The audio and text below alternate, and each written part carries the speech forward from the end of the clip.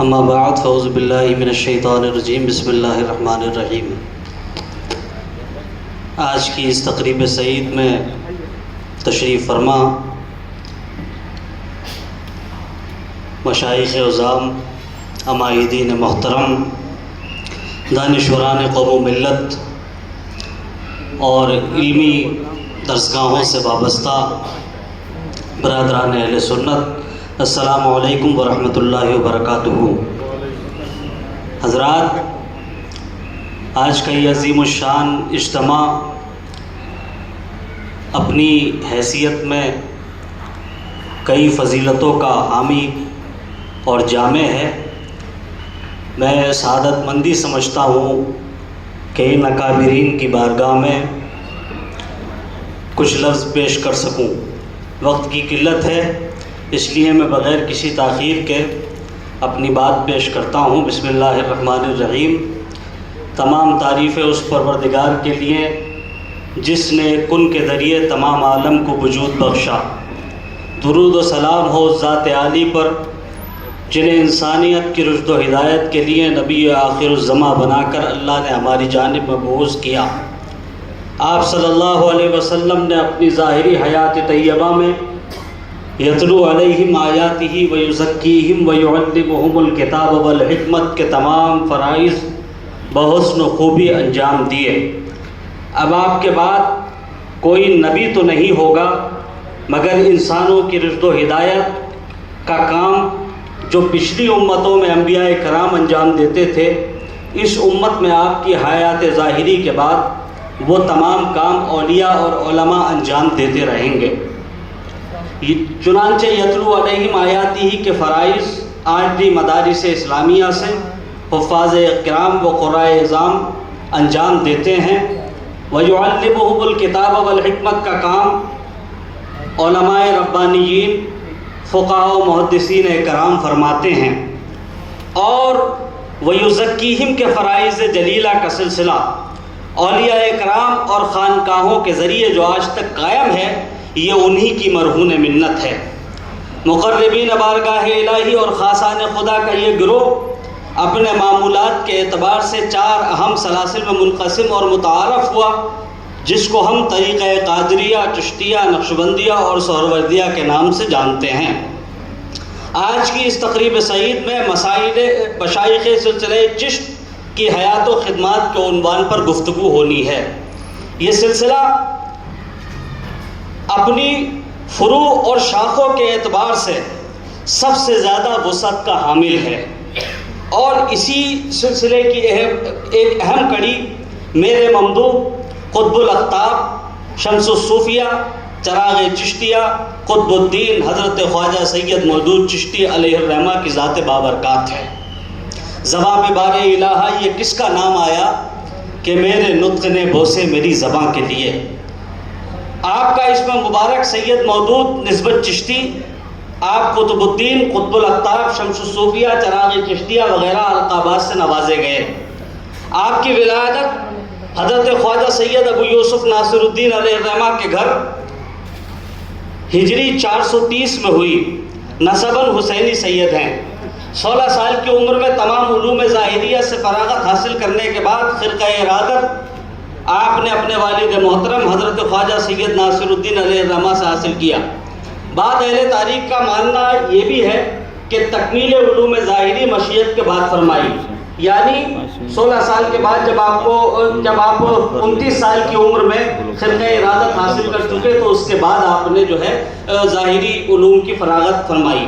یہ بات مصنفین کا ماننا ہے۔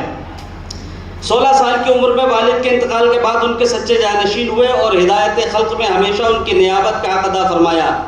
اس زمانے میں آپ کی تصنیف کردہ کتب خلاصۃ الشریعہ اور منہاج العارفین کی شہرت بھی عام و تام تھی۔ روایت کے مطابق 1614 میں منگولوں نے حملہ کر کے چشت کو بہت نقصان پہنچایا۔ بہت سے کتب خانے نظر آتش کر دیے گئے، جس کے نتیجے میں ان دونوں کتابوں کے اصل نسخے پھر بھی دستیاب نہ ہو سکے۔ آپ کی حیات و خدمات کے باب میں زیادہ تفصیل میں نہیں جانا چاہتا، بہت اہم بات میں بیان کروں گا اور اس کے بعد میں اختتامی ایک پیراگراف پڑھ کے اپنی بات کو ختم کروں گا۔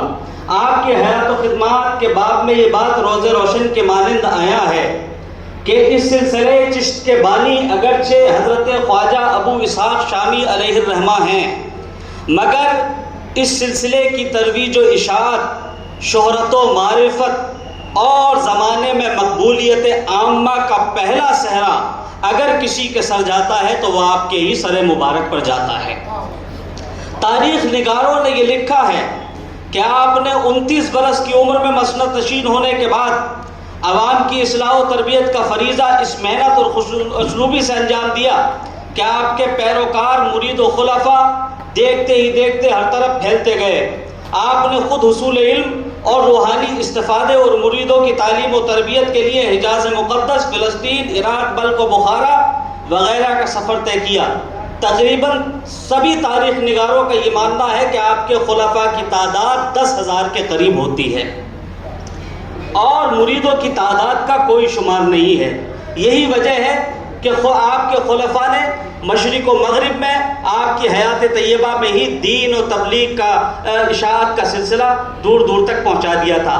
آپ ہی کے ذریعے سلسلہ بلخ سے عراق و شام، بغداد تک پہنچا اور 2 شاخوں کے ذریعے اولاً اشاعت پایا۔ پہلی آپ کے نسب کے واسطے سے آپ کے فرزند حضرت خواجہ سید نجم الدین احمد مشتاق، پھر خواجہ سید رکن الدین حسین سے ہوتا ہوا چشت سے سیستان اور بلوچستان کی طرف منتقل ہوا، اور دوسرا جسے سلسلہ چشتیہ مودودیہ کے نام سے جانا گیا، اور دوسری شاخ آپ کی سلسلہ ارادت کی ہے جو آپ سے حضرت خواجہ سید شریف زندنی، ان سے حضرت خواجہ عثمان ہارونی اور ان سے سلطان الہند عطائے رسول حضرت خواجہ معین الدین چشتی کے ذریعے ہندوستان تک آ پہنچی، اور حضرت سلطان الہند کے ذریعے یہاں مزید کئی سلاسل پر مشتمل ہوتی ہے۔ اسی سبب حضرت شیخ مودود کو سلسلہ چشتیہ کا امام طریقت اور شیخ الشیوخ بھی کہا جاتا ہے۔ خدا تعالیٰ نے حضرت شیخ کو بڑی عظمت و خصوصیت عطا فرمائی تھی۔ اس زمانے کے تمام مشائخ و اولیاء کرام آپ کے تابع حکم و فرمان تھے اور آپ کی نہایت تعظیم و تکریم کیا کرتے تھے۔ آپ کو کشف القروب قبور اور کشف القلوب حاصل تھا۔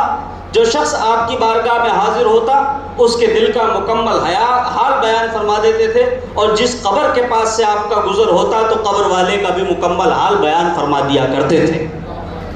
حضرات، باتیں تو کہنے کی بہت کچھ ہیں، مگر میں اس سب کو چھوڑتے ہوئے ایک آخری پیراگراف پڑھنا چاہتا ہوں اور اپنی بات کو ختم کرتا ہوں۔ حضرت شیخ بہت سادہ زندگی گزارنا پسند فرماتے تھے، طبیعت میں بہت عاجزی اور انکساری تھی، آنے والے کا اکرام کرتے، خود کھڑے ہو کر سلام کر لیا کرتے تھے، غریب الحال اور فقراء و مساکین سے بے حد محبت فرماتے اور ان کی فریاد رسی کرتے۔ آپ کی تعلیمات میں مخلوق خدا سے محبت اور اللہ کے بندوں کی خدمت نمایاں ہے، جو آج بھی اس عظیم سلسلے کی خانقاہوں کی ایک الگ پہچان ہے، جس کی تائید سلطان الہند غریب نواز کے اس قول سے ہوتی ہے۔ آپ نے فرمایا، عاجزوں کی فریاد رسی، حاجت مندوں کی حاجت روائی اور بھوکوں کو کھانا کھلانے سے بڑھ کر کوئی بھی عبادت نہیں ہوتی ہے۔ آپ کی وفات علی اختلاف الروایہ، ایک روایت کے مطابق 97 سال کی عمر شریف میں ہوئی اور ایک روایت کے مطابق 95 سال کی عمر شریف میں ہوئی۔ رجب 527 کو واقع ہوئی۔ ماخوذ جب وفات کا وقت آیا تو حضرت شیخ بیمار ہوئے اور اسی بیماری کے دوران آپ کی خدمت میں ایک نورانی چہرے والا شخص حاضر ہوا۔ اس نے جناب شیخ کے ہاتھ میں ایک ریشمی کپڑا عطا کیا جس پر کچھ لکھا ہوا تھا۔ حضرت شیخ نے اسے پڑھا، پھر آنکھوں سے لگایا اور اپنے مالک حقیقی کو جا سپر کر دی، اور ہر طرف شک شور برپا ہو گیا کہ آج حضرت شیخ دنیا سے کوچ فرما گئے۔ لوگوں نے تجہیز و تکفین کے بعد جب جنازے کو اٹھانا چاہا تو کوئی بھی اس جنازے کو نہیں اٹھا سکا۔ سب حیران و پریشانی کے عالم تھے کہ اچانک ایک ہیبت ناک آواز آئی جسے سن کر سب پیچھے ہٹ گئے۔ پھر سب سے پہلے رجال الغیب نے آپ کا نماز جنازہ پڑھا، پھر عام خلق خدا نے آپ کا جنازہ پڑھا، اور اس کے بعد خدا تعالیٰ کے حکم سے جنازہ ہواؤں میں پرواز کرنے لگا اور اس کے پیچھے پیچھے سبھی لوگ چلنے لگے۔ جنازہ اڑتا ہوا اس مقام پہ پہنچا جو جناب شیخ کو پسند تھا۔ آپ کی تدفین اسی مقام پر عمل پہ آئی۔ جب آپ کی اس کرامت کو اپنی آنکھوں سے دیکھا تو روایت بتاتی ہے کہ کئی ہزار لوگوں نے اسی وقت مشرف بہ اسلام ہوئے۔ یہاں یہ بات کہنا مناسب ہے کہ دنیا دیکھ لے، باطل اپنے نظریات کی اشاعت میں ہر طرح سے قوت صرف کرتا ہے، مگر اللہ والوں کے جنازے ایمان کی دولت دیتے ہیں اور اپنی حقانیت کا اعلان کرتے ہیں، گمگشتان راہ ہدایت کو منزل مقصود کا پتہ دیتے ہیں۔ آج بھی آپ کا مزار مبارک اپنے بزرگوں کے پہلو میں چشت شریف افغانستان میں واقع اور مرجع خلائق ہے۔ اللہ رب العزت سے دعا ہے کہ ہم سب کو اپنے ان بزرگوں کا صدقہ عطا فرمائے، راہ ہدایت پر گامزن رکھے اور ہدایت ہی پہ قائم خاتمہ نصیب فرمائے۔ آمین وآخر دعوانا ان الحمدللہ رب العالمین۔ السلام علیکم ورحمۃ اللہ وبرکاتہ۔